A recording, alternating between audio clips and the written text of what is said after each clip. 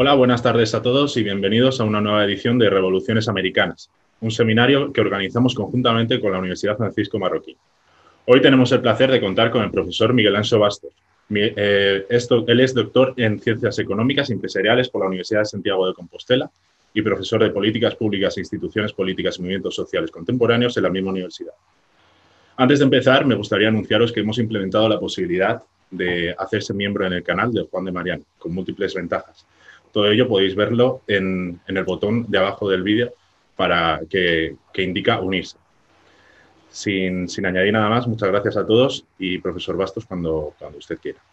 Primero, muchas gracias a Juan de Mariana por haberme invitado a estas tardes americanas.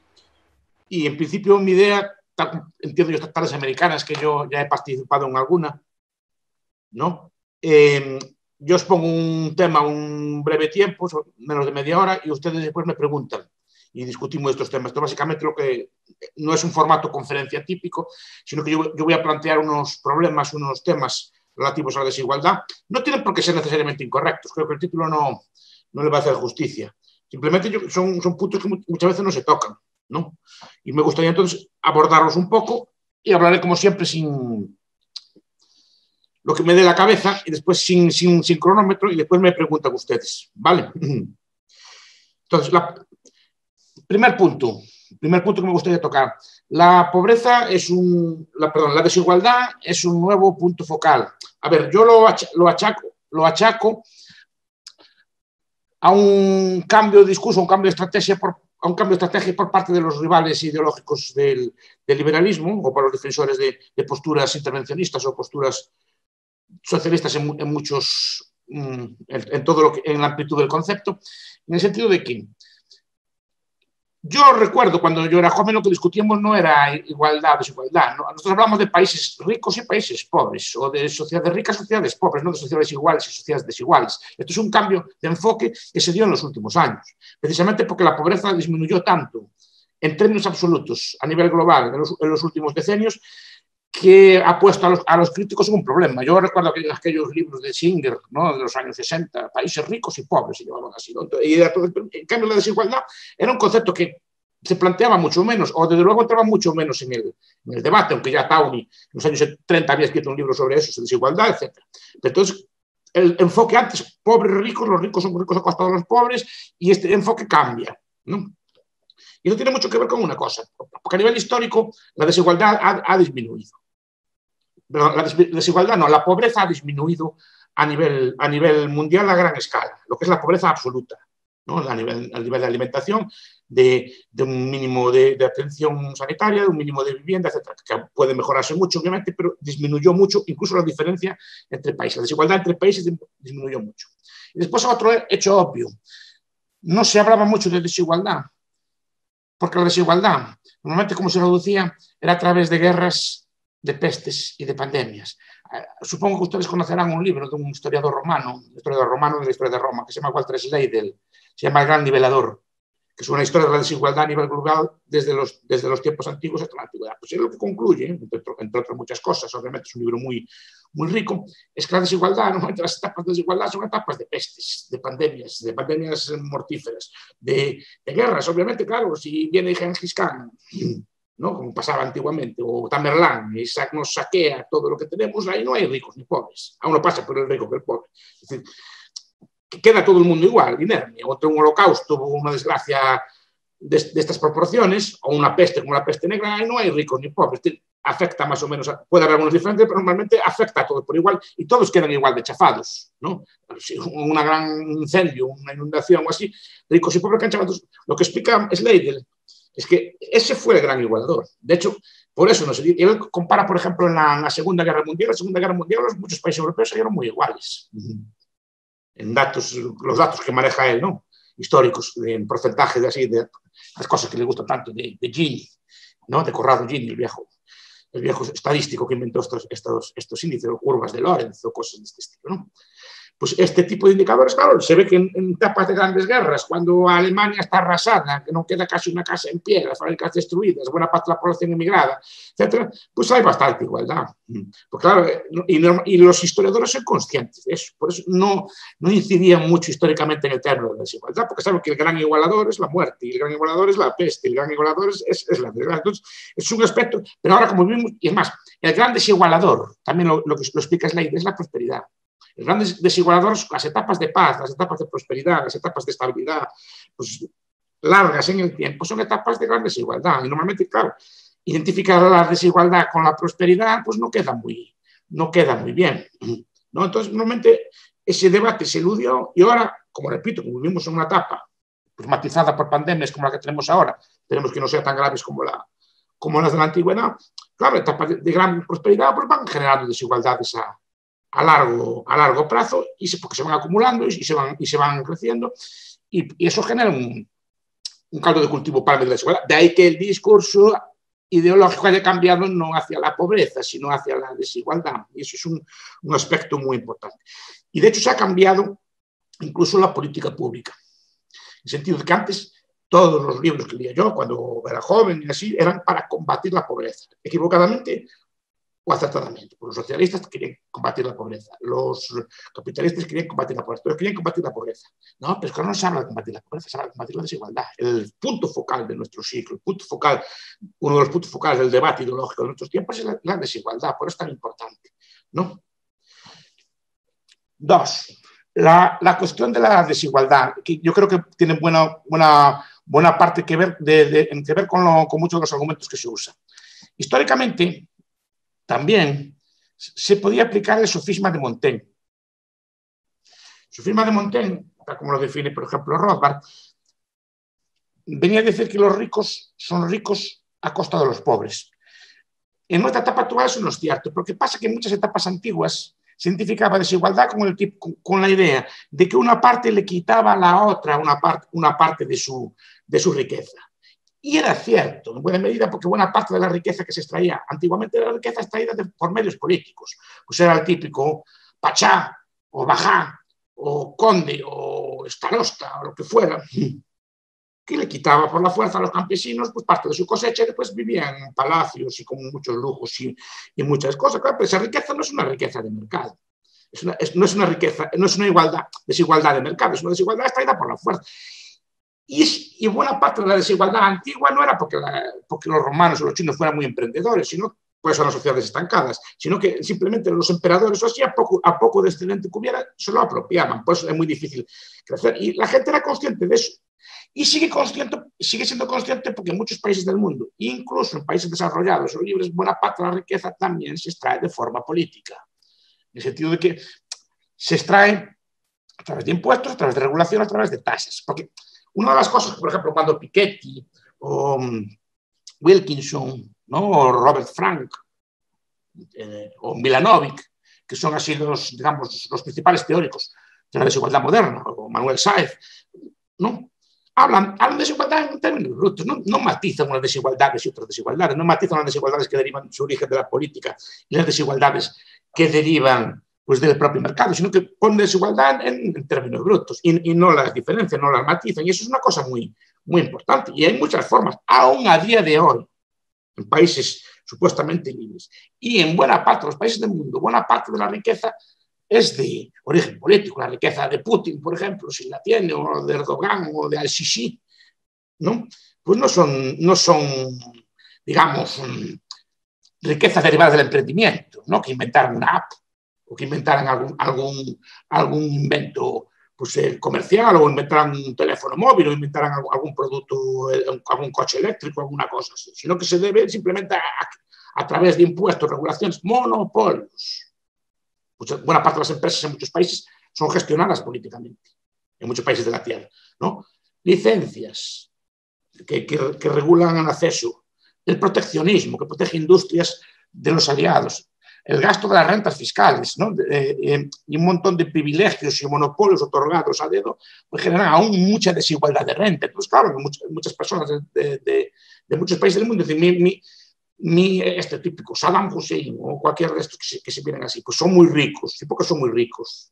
porque traen renta a la población de mil y una forma distinta. Y esto pasa cuando miramos las fortunas de muchos sátrapas, pero mucha gente es consciente. Entonces, cuando ve que una persona rica, inmediatamente piensa que es por alguna forma inmoral de hacerlo o porque abusa de la fuerza. Claro, y eso es conveniente distinguirlo. Y yo creo que los teóricos de la desigualdad no lo distinguen lo suficiente, ¿no? Y esto es muy importante. Por tanto, cuando se habla de igualar, y si se fijan, las propuestas que hacen Piketty y todos estos teóricos tan exquisitos de la igualdad, pues normalmente hablan de políticas redistributivas, impuestos a la propiedad o a impuestos a las sociedades. Nadie habla de eliminar rentas políticas, nadie habla de eliminar regulaciones, nadie habla de los privilegios que tienen determinadas industrias.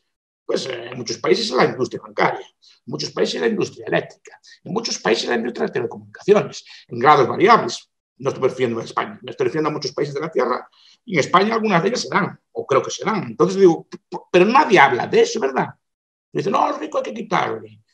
Pero no le quitamos, era más cómodo, en vez de quitarle impuestos, quitarles la fuente de renta ilegítima, me refiero, ¿no? Que sería mucho más justo, mucho más fácil y mucho más equitativo. Buena parte de las desigualdades se deben a este tipo de rentas políticas. Y se cada vez se inventa más la propiedad intelectual o todo tipo de subsidios.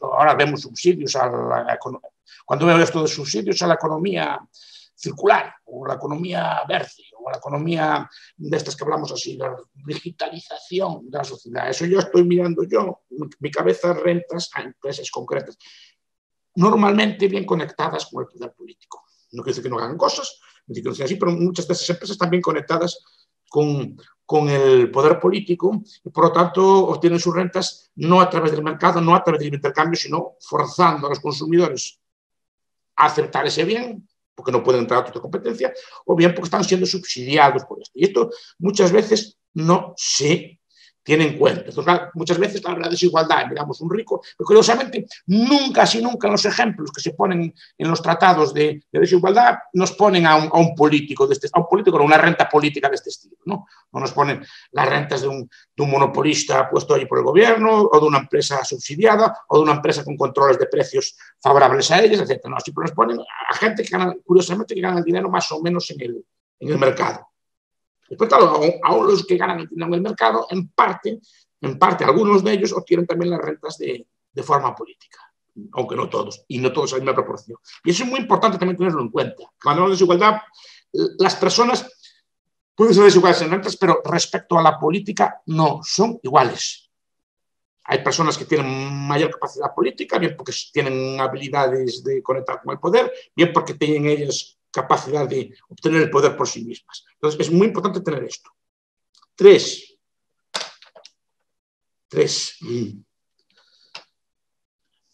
Otro debate filosófico. ¿Tiene la igualdad valor intrínseco? Porque, claro, estamos hablando de la igualdad, que hay que tener más igualdad, que sería deseable un mayor grado de igualdad. Primero, no se dice en qué. No se dice ¿para qué? O sea, en igualdad, ¿en qué? ¿Qué es lo que tenemos que tener por igual?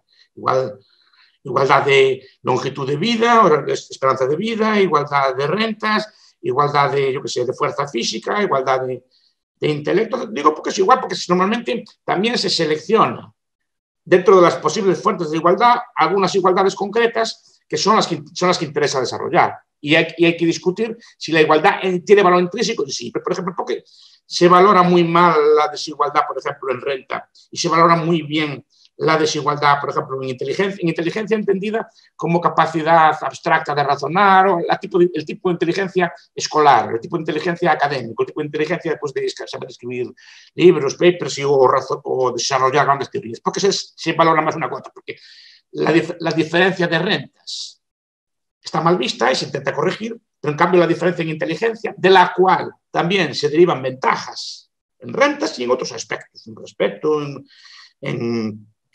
ese cambio se potencia. Porque si una persona, por ejemplo, tiene una gran capacidad intelectual en ese ámbito, no capacidad, por ejemplo, para comerciar con carne o comprar pescado en la plaza y venderlo más caro, sino capacidad de elaborar teorías físicas o elaborar teorías de ese estilo.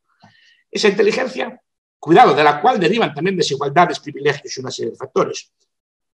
¿Por qué se potencia? ¿Por qué a la persona, al joven que tiene esa capacidad, se le potencia mandando a escuelas mejores, mandando a universidades de élite, pagándole becas para que estudie e investigue? En cambio, al pobre, que no tenga ese tipo de inteligencia, no que no sea inteligente, sino que no tenga ese tipo de inteligencia, ese ya ni pasa de la secundaria, ¿no? Ya se la aparta del sistema. ¿Por qué una se potencia y otras se acaban? Porque obviamente me dirán, porque de la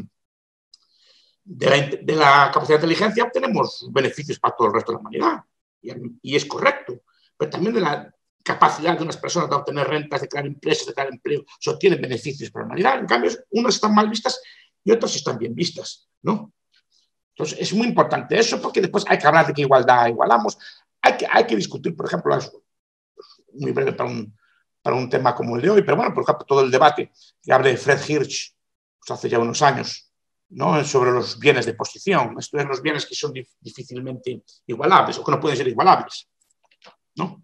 Es decir, vivir en el centro de Moscú, en el Kremlin, en una zona buena de la perspectiva Nevsky, pues lo pueden hacer pues 150, 200 personas. Y esas van a disfrutar de unos beneficios que disfruta un rico, aunque la casa no sea suya, aunque sean de otro tipo. La asignación o bien es política, o bien es por algún otro tipo de medio, por sorteo, lo que sea, pero hay unas personas que van a disfrutar de una serie de bienes de posición que no son igualables. Por ejemplo, tener una casa en la primera línea de la playa, solo caben 100 casas hipotéticamente, o las que quepan, vivir en el centro de Moscú, o vivir en el centro de París, son bienes de posición, no se pueden extender a todo el mundo. Pero quien vive en ellos disfruta de unas rentas que no disfruta el resto.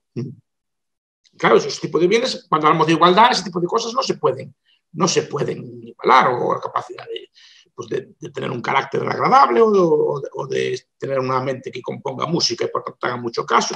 Hay muchos bienes que no pueden ser extendidos a toda la población. Podemos tener a todo el mundo una casa, pero no una casa en la Plaza Vendôme de París. Por ejemplo, una cosa así, ahí caben 100, 200, los que... Entonces, ¿qué igualdad primamos? Es una cuestión. ¿Y igualdad para ser lo que? ¿No? Cuando hablamos de igualdad de oportunidades y este tipo de temas, que son temas también filosóficos, yo recomiendo mucho el libro de Harry Frankfurt, se llama así Igualdad, ¿no? Que explica, bueno, la igualdad, pues él defiende incluso posturas socialdemócratas, pero dice que la igualdad en sí no es una cosa que valga nada, es una cosa que es un valor que tienen algunas personas, pero que en sí no vale. Por eso algunos otros como Wilkinson y Piketty, estos intentan ver que la desigualdad tiene una serie de consecuencias, pero la desigualdad en sí o la igualdad no es un bien que tenga necesariamente que ser defendido. Lo que le importa a autores como Wilkinson no es la igualdad, lo que importa es cómo está el pobre, si el pobre está mejor o peor. Lo que importa es que la pobreza se reduzca, y el combate tiene que ser reducir la pobreza, no igualar. Porque la igualdad es un concepto que se usa de forma muy arbitraria. Yo siempre digo que uno de los errores más grandes de las ciencias sociales contemporáneas es adoptar de forma acrítica conceptos de las ciencias físicas y naturales.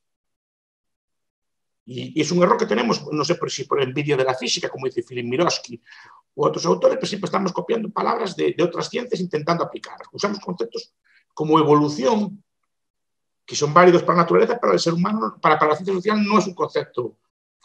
Se entiende lo que dice, pero no es un concepto correcto. La evolución es ciega y la evolución humana no es ciega. O se usan conceptos como el de equilibrio, como el de fricción, que son cosas para un tren, para un motor, o eficiencia, ¿no? Pues uno de los conceptos que se usa es la igualdad. Porque la igualdad puede existir en algunos aspectos de la vida física y referidos a alguna dimensión concreta. Pero para la vida humana y social no es un concepto fácil de aplicar de la igualdad, porque tiene que ser la igualdad aplicada a algo. Rentas, edad, lo que sea, o inteligencia, fuerza física, capacidad atlética, lo que sea, ¿no? Entonces es una cosa que son conceptos. La igualdad es un concepto complejo, no es un concepto simple, porque es multidimensional. Y además, algunas de las dimensiones de la igualdad y de la desigualdad se solapan con otras, ¿no? ¿Qué es más importante, un físico premio Nobel o un rico, o el más rico de algún pueblo de Galicia, ¿no? ¿Quién es más? ¿Quién tiene más estatus social? ¿Quién es eso, no? O el Papa o un multimillonario checo, ¿no? Es pluridimensional. Sí, tiene más plata el millonario, pero al final a lo mejor a Obama o Trump reciba al Papa, pero no lo recibe a él. Es decir, son cosas muy, muy multidimensionales y no son fáciles de corregir, porque hay muchas en los problemas de estratificación y desigualdad humana hay muchos problemas. Un líder militar o un rico, históricamente los ricos estaban subordinados a lo que mandaron los líderes militares, por lo menos en la antigüedad y en muchos países, ¿no? Es decir, no es una cosa fácil de determinar. Estoy apuntando cosas, después si quieren me las comentan. Después, ¿cómo se mide la desigualdad? Porque ellos hacen ahí unos Piketty en Capital siglo XXI, pues hacen unas cosas de R mayor que G y hacen unas cosas así. Pues si lo vas a explicar, dice, el mayor aumento de la renta, el mayor aumento del valor de capital, es la subida del precio de la vivienda. Pero si sube el precio de la vivienda, pues sí, incrementa el capital, pero no incrementa extraordinariamente la desigualdad, ¿no? Vale, imagina yo tengo un piso de 100 metros cuadrados, yo que sé, en una zona buena de Madrid, el barrio de Salamanca o de las zonas que sean buenas allí, ¿no? O tengo una casa de 100 metros cuadrados en Puerto de Vega, en Asturias, ¿no? Vale, sí que vale más la casa en Madrid, a lo mejor vale 1 millón de euros y a lo mejor la misma casa pues en Puerto de Vega no sé cuánto puede costar, pues cuesta 100.000 euros, una casa semejante allí, pero no vive mucho mejor el uno que el otro. Tiene una casa de 1 millón de euros y otro es una casa que vale 100.000. Pero no, su calidad de vida, su familia no es tan distinta. Ambos tienen una casa amplia, tienen sus comodidades, tienen su comida, incluso algunos pueden preferir ir Puerto de Vega a Madrid, etc. Pero es decir, aunque valga más la casa, no quiere decir que tu vida sea 10 veces mejor por tener esa casa. Que tienes una casa que vale mucho dinero. Y lo que explica Piketty, lo que explican los críticos a Piketty es que buena parte de esa valorización se debe al incremento del valor de las casas. Pero ese incremento del valor de la vivienda no necesariamente reduce la calidad de vida de los más pobres. No necesariamente. Entonces, hay que ver cómo se mide la desigualdad y qué valores imputamos a que unas rentas son más altas y otras más bajas, ¿no? Es decir, que hay que tener en cuenta estos...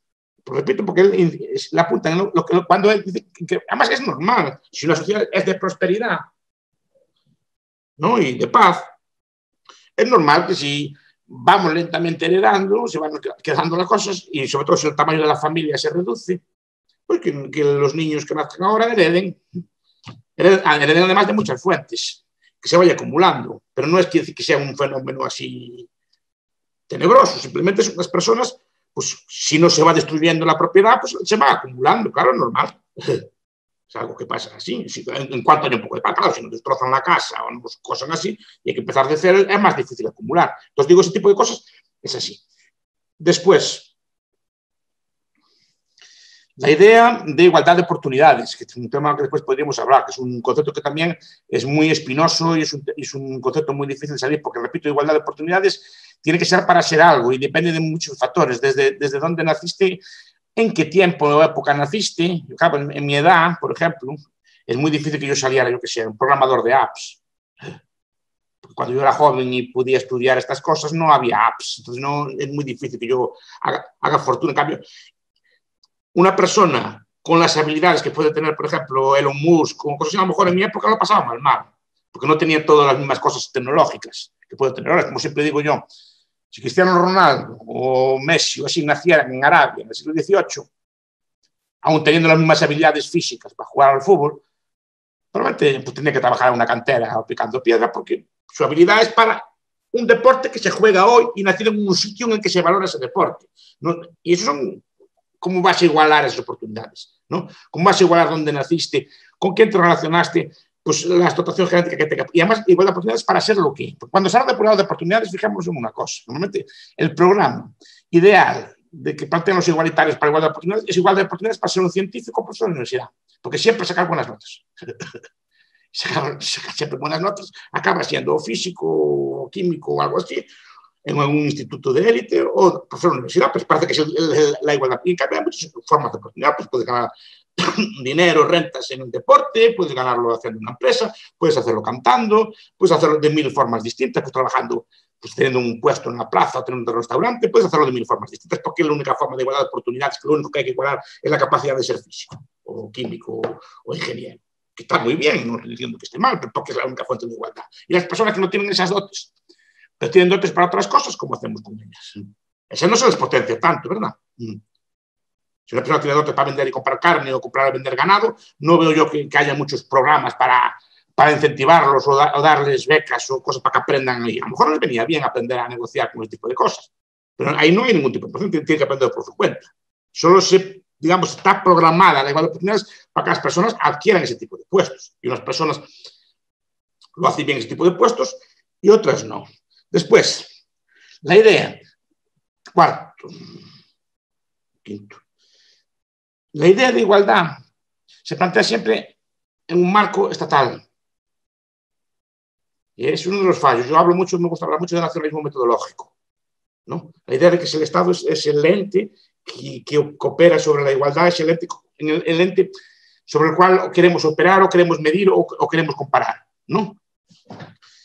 Y hay esa idea de que la igualdad y la desigualdad siempre se mira a nivel de un Estado. Y cuando por ejemplo, Bourguignon, es un teórico de la desigualdad, dice, mire, y eso creo que es bastante partidario de la igualdad, mire, hay más diferencia entre un pobre de un país rico y un rico de un país pobre. Y cuando hablo de rico no hablo de grandes fortunas. Entre el 10% más rico de Eritrea, por ejemplo, y el 10% más pobre de Estados Unidos o de Suiza, es mucho más rico, varias veces más rico, el 10% de los suizos más pobres que el 10% de los eritreos más ricos. No una fortuna individual, el promedio de los 10% más ricos, el quintil o el porcentaje del 10% más alto de los eritreos es más pobre y varias veces más pobre. Y hay más desigualdad de países ricos y pobres que dentro de los propios países. Aunque se está mitigando. Por lo menos lo que dice Wilkin, que por lo menos hay que matizar eso y ver que la desigualdad no es solo dentro de un Estado. Y que la desigualdad dentro de un Estado puede ser grande, pero a niveles absolutos, por ejemplo, el más pobre de un país rico tiene una serie de bienes y una serie de, llamamos nosotros, rentas de opción que no tiene a lo mejor muchos de los ricos del país pobre. Entonces, es una cosa que hay que hacer. Entonces, siempre usamos el Estado con medida de desigualdad y todos estos teóricos siempre parten así. Y después, porque parten de una idea, ¿no? Parten de la idea de que lo que hay en España es de los españoles. Y toda la riqueza que hay dentro de España es de todos los españoles. Y eso es una afirmación teórica que, bueno, habría que discutir. De hecho, se aplica porque se entiende que la polis o el demos tiene derecho a decidir el uso de la riqueza de todo el mundo, pero es una cuestión discutible. Pero parece que todo el mundo, la producción se debe por igual a todo el mundo. Y no todo el mundo contribuye a la producción de igual manera. No pongo ejemplo, pero todo el mundo tenemos en la cabeza pues, gente que es muy productiva y que hace así, y otros, y tengo yo en la cabeza que no solo a lo mejor no producen nada, sino que hacen daño y no contribuyen a un buen ambiente social. Pues, la aportación, todo el mundo aporta algo a la sociedad, pero no todo el mundo aporta por igual, ¿no? Entonces, claro, pero parece que todo se debe a todos juntos. Entonces, digamos, el colectivo tiene derecho a disponer del conjunto de la riqueza de la población, del conjunto de la plata y repartirlo después. Entonces, todo lo que hay en España es de los españoles. Y los españoles, una vez producido aquello, tenemos derecho a repartirlo como quieran, ¿no? Y esa idea lleva a las ideas de desigualdad. Como unos son más desiguales que otros, entiende que el colectivo tiene derecho a quitarle a unos, al colectivo que él defina, para darle al resto, ¿no? Entonces, con esto, ya para concluir, la idea que planteo es que la desigualdad de medirse, primero, para mí la desigualdad no es un valor principal, como apunta Harry Frankfurt. A mí lo que me importa es el pobre y cómo acabar con la pobreza y cómo reducirla, cómo eliminar la pobreza absoluta, no la desigualdad. Porque dijimos antes, la desigualdad muchas veces se elimina pues, simplemente no creciendo los pobres haciéndose ricos, sino haciendo más pobres a los que están arriba. Y eso no sé en qué medida puede beneficiar a los demás. Pero en cualquier caso, la desigualdad de medirse no tiene por qué medirse a nivel dentro de un Estado, tiene que medirse a nivel global. Y si está reduciendo eso, no. Y la buena noticia que nos da Bourguignon es que la desigualdad a nivel global está reduciéndose. A nivel global. Y eso creo que es una buena medida. Que puede incrementarse algo por otros factores que apunta Piketty dentro de algunos estados puede ser correcto. Pero a mí lo que me importa es que los pobres de la tierra estén cada vez mejor y los pobres de nuestro país también estén cada vez mejor. Esa es la idea que planteo yo, que plantearon siempre los turcos de nuestra escuela. De hecho, creo que nuestra principal lucha es acabar con la pobreza. Ahora, la desigualdad, pues repito, hay que decir en qué. Pero bueno, quedo a su disposición si quieren hacer alguna cuestión.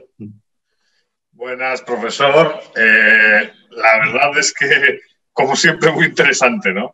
Hay que decir, para que la audiencia lo sepa, que el profesor está en la facultad y además en una zona donde tuvimos muchas tertulias y muchos debates donde yo personalmente me transformé al liberalismo y que ha parado su agenda para atendernos y la verdad es que por eso se lo agradecemos. Tengo poco tiempo, sí. No, se lo agradecemos, profesor. Hasta las 8 quedan 23 minutos y a las 8 cerramos puntualmente, ¿no?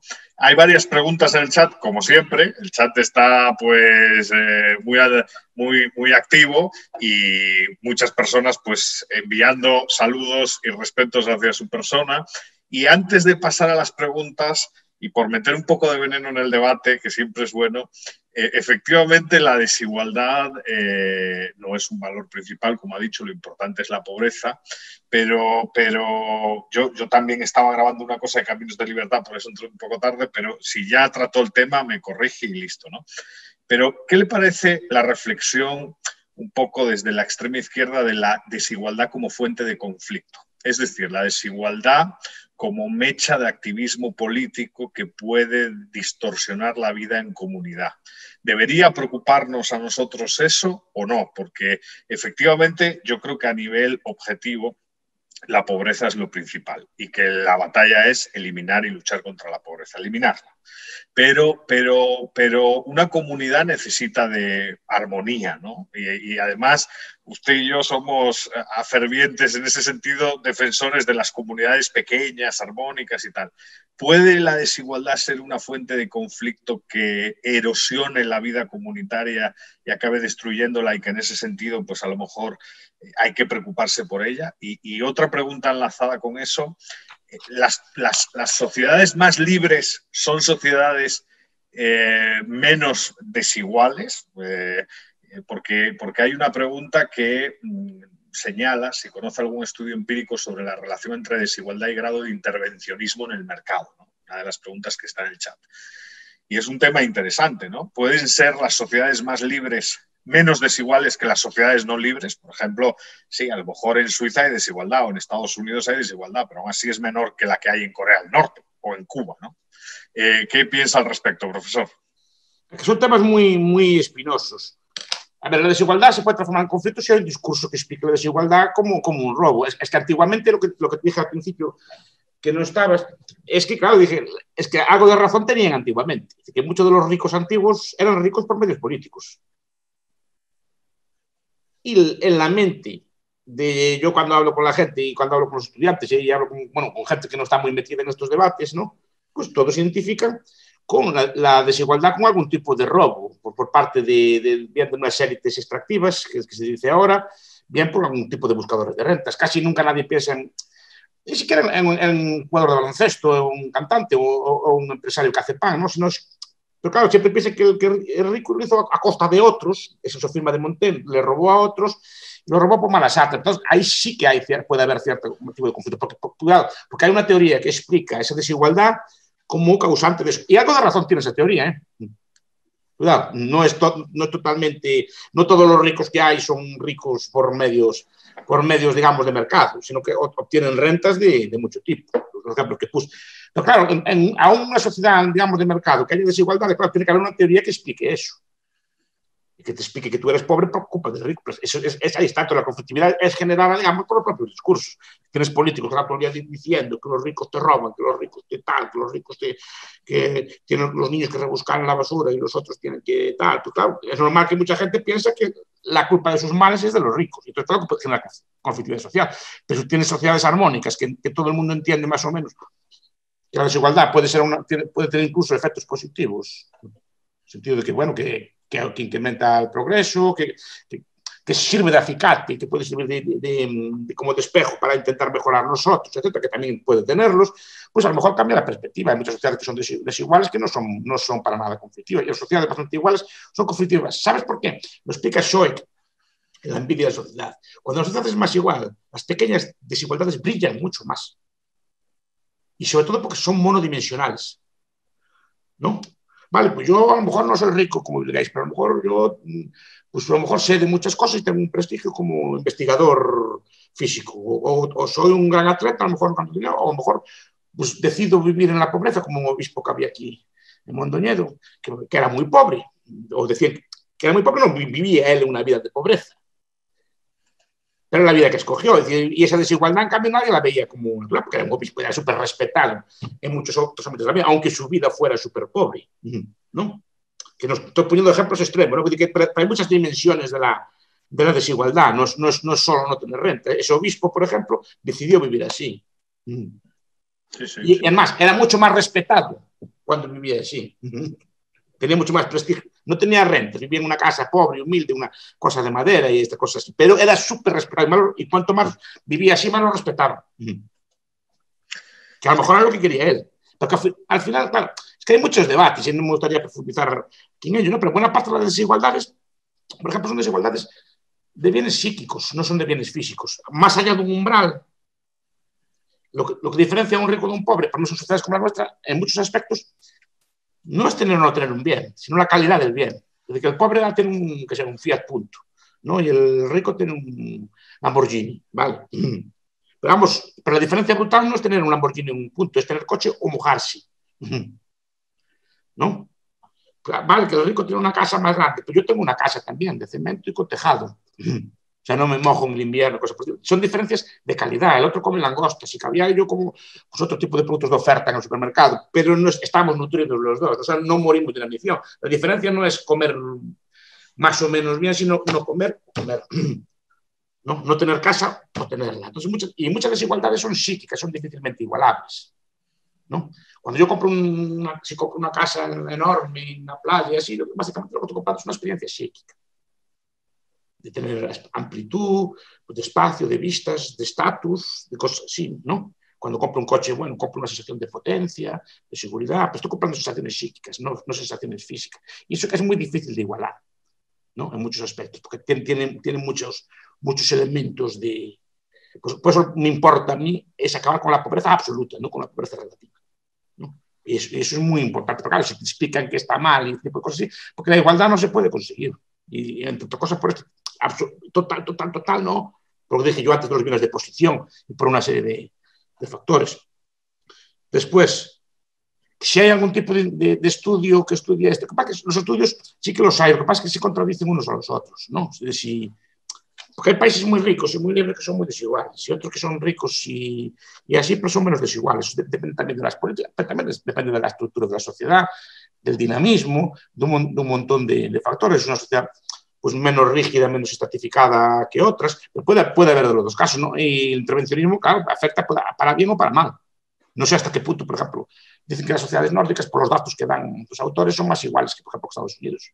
Y dicen, es que Estados Unidos tiene una renta como la de Irán o de Nicaragua, desigualdad de tus índices, que dicen así. Y puede ser cierto, pero nadie diría que Estados Unidos es como Irán o Nicaragua. Aunque el índice de Gini, este famoso. Claro. No, pues nadie dice que sí, está bien, el índice será así, pero no, aún así, yo creo que el pobre de Estados Unidos prefiere estar allí que en Nicaragua. De hecho, muchos nicaragüenses quieren ir allí.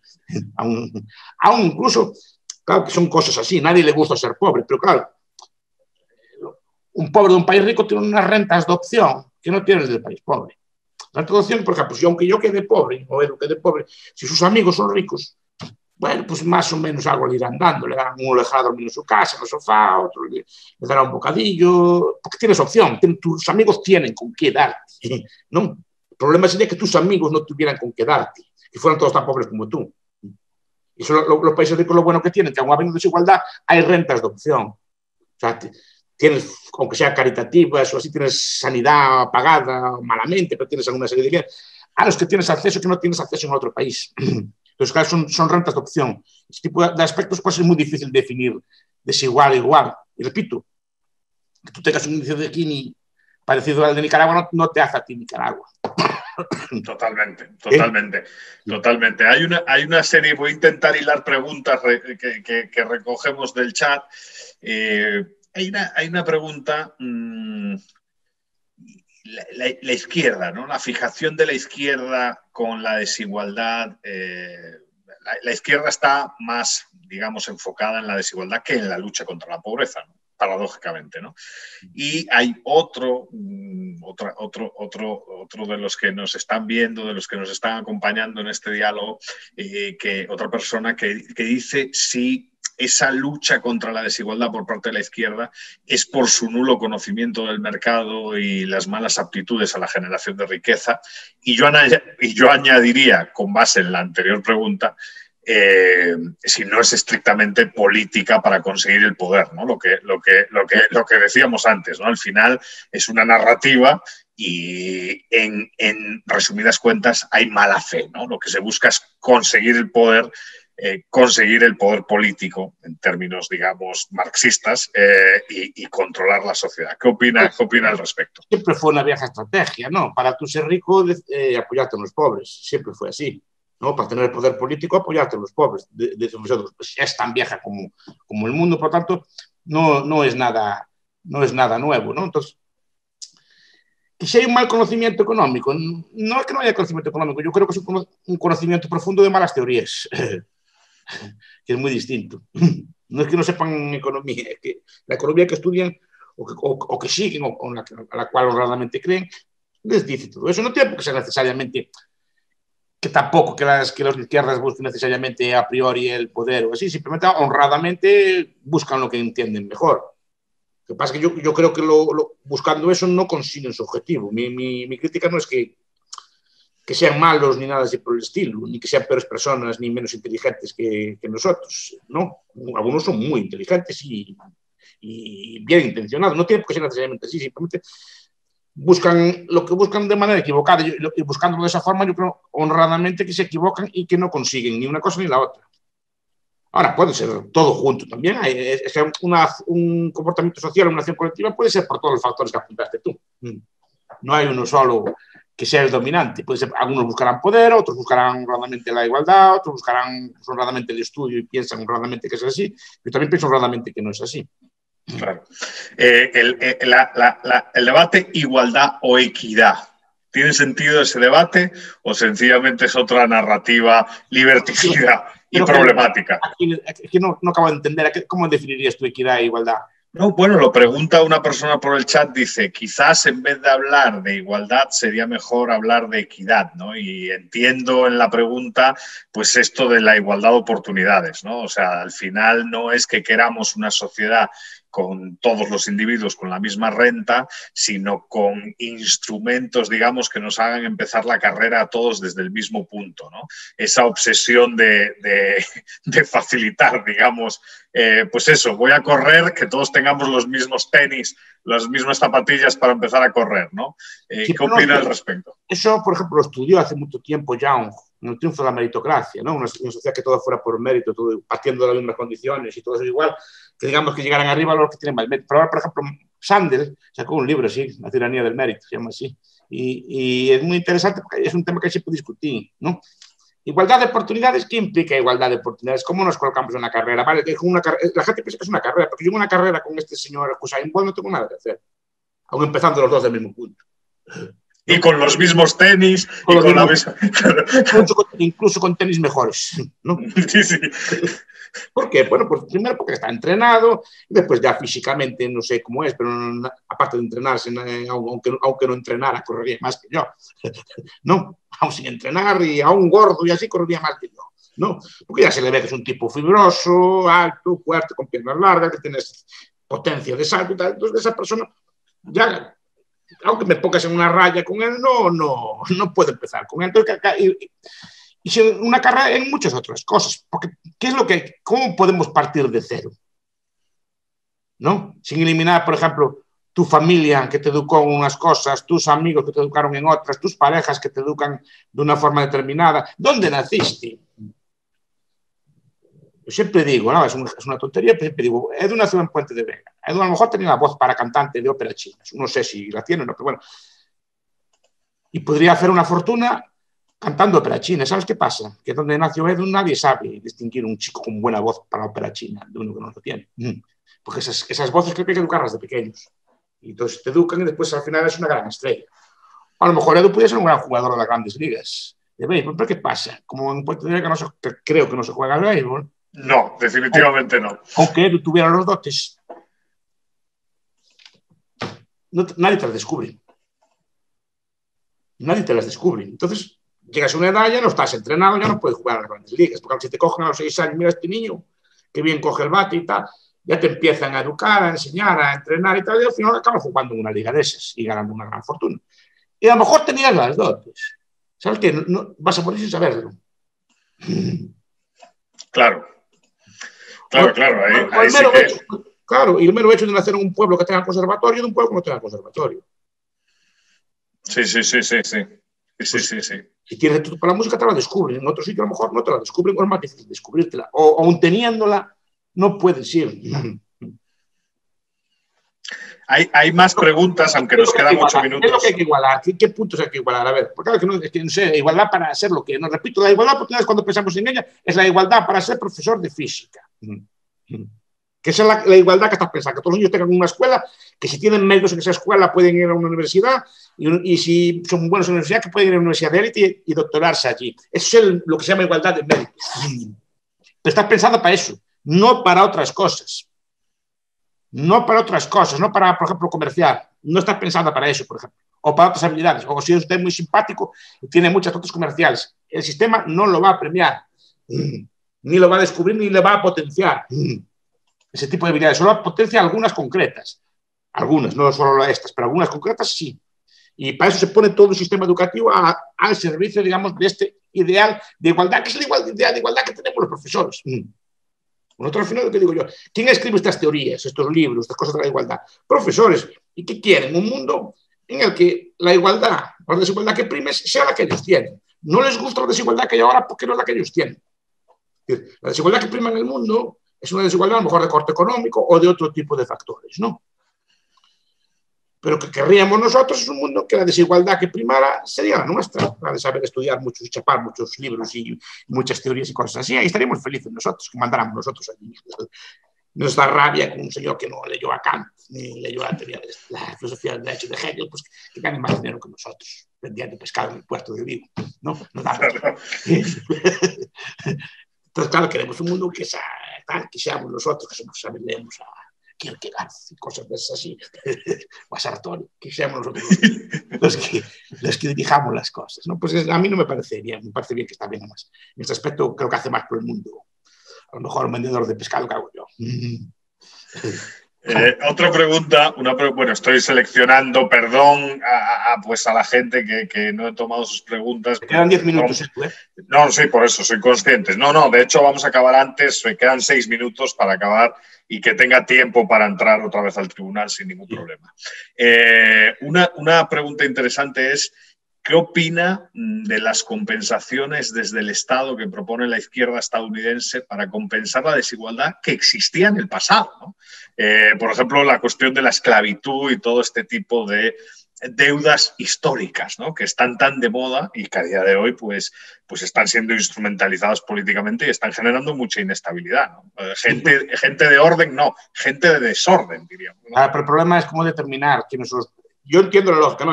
Y ciertas propiedades, lo que hablábamos antes, ciertas propiedades, ciertos latifundios que hay en América, en Estados Unidos y en otros países, se derivan de conquistas o de guerras que expulsaron a sus nativos de allí. Esto lo tengo clarísimo. Y que habría que buscar alguna forma de compensarlos también. El problema es cómo determinar quiénes son. Porque parece que ahora, por ejemplo, que tienen que compensar son todos los blancos, ¿no? A todos los otros, porque muchos blancos llegaron hace 40 años, no tienen nada que ver con aquel tipo de daños que se hicieron en el pasado, porque ellos tienen que ser responsables por pertenecer a un colectivo de lo que hicieron los antepasados de otros, incluso muchas veces los antepasados de muchos de los que reclaman ahora. Pero claro, las poblaciones con el tiempo se fueron mezclando y en muchas ocasiones la persona actual, digamos, históricamente marginada, o que se siente históricamente marginada, desciende tanto del explotador como del explotado. Con la mezcla poblacional que hubo. Entonces es muy difícil decisionar hasta qué punto es por una parte soy pagador y por otra parte soy cobrador de recepciones, ¿no? De compensaciones. Ahora, la idea en sí tiene lógica, ¿eh? Es una vieja disputa libertaria. Se puede identificar claramente quiénes son los que detentan el derecho, etcétera. Se debería poder dar. Pero cuidado, también se da otra injusticia ahí. Es decir, que normalmente muchas veces, aunque hay casos de desigualdad hoy y no estoy negando, muchas veces colectivos que están relativamente bien integrados a día de hoy, disfrutando de una vida cómoda, llevan indemnizaciones por lo que pasaron sus abuelos. a quien había que minimizar a sus abuelos, no a los de hoy, que los de hoy muchas veces pues disfrutaron de mucha renta, no tuvieron especial problema, no tuvieron especial problema de marginación, no todos, repito, estoy matizando. Sí. Si se puede descubrir, por mí sin problema, si se puede descubrir claramente quiénes son los culpables y quiénes son los inocentes. Entonces, ¿quién compensa a quién? Claro, se puede hacer perfectamente. Y normalmente eso se hace pues cuando los crímenes o los abusos están cercanos y se puede determinar bien. Y ahí soy muy partidario. Ahora, claro, una cosa que pasó hace 400 años o así, si lo puede determinar, sí, si no, no. Sí. Hay otra reflexión, hay varias reflexiones alrededor de la igualdad jurídica y del Estado de Derecho y todo este tipo de cosas republicanas y liberales. ¿Qué opinión hay alrededor de...? Porque, claro, la igualdad jurídica puede destruir a lo mejor instituciones tradicionales, todo otro tipo de cosas, pero es una igualdad por la cual desde el liberalismo hay que pelear, digamos, y hay que dar la batalla de las ideas. Idealmente sí, pero después vemos que no es así, ¿no? Hombre, yo lo veo todos los días, que no todo el mundo es igual... Es igual de juzgado, igual. Es decir, igual crimen a uno le buscan el indulto rápidamente y otros por crímenes menores pues les pagan una serie de años en prisión. O sea, la igualdad ante la ley sí. Pero la pregunta es, ¿para qué contrato yo un abogado bueno? ¿Para qué quiero yo un abogado muy caro? La ley es igual, ¿no? Pero ¿para qué quiero yo el abogado caro? Pues se entiende que para que la ley no sea igual. Sí es igual, pero para atraerla a mi favor. Si no, no habría negocio con eso. Ahora, es un ideal. No sé cómo operativizarlo. No sé incluso cómo podría concretarse ese ideal de igualdad de leyes. Básicamente que todos merecemos el mismo respeto y digamos que la ley que se nos aplique sea la misma a todos, a las dos partes que están en un conflicto. Todos sabemos que aún le falta mucho para conseguir ese ideal jurídico, ¿no? Ahora, como objetivo político, aun sabiendo la distancia para llegar al ideal, puede ser algo, digamos, positivo, ¿no? O sea, en esa batalla de narrativas y de convencer a la gente y de avanzar hacia eso. El problema es que ya la propia ley, aun siendo la misma ley, establece una serie de atenuantes. Si estás borracho en un momento del crimen, pues te aplica una pena u otra. Si tú tuviste un pasado tal de violencia y tal, pues está penalizado. Pero la ley no es la misma que mate yo a una persona que lo mate otra persona que lo mates tú, o que robe, una cosa así. Se nos van a aplicar atenuantes distintos. Yo tendría menos atenuantes que otra persona, por ejemplo, ¿no? Entonces la ley ya no sería exactamente la misma. Digo que eso es un tema que no reflexioné mucho, también es la verdad, ¿no?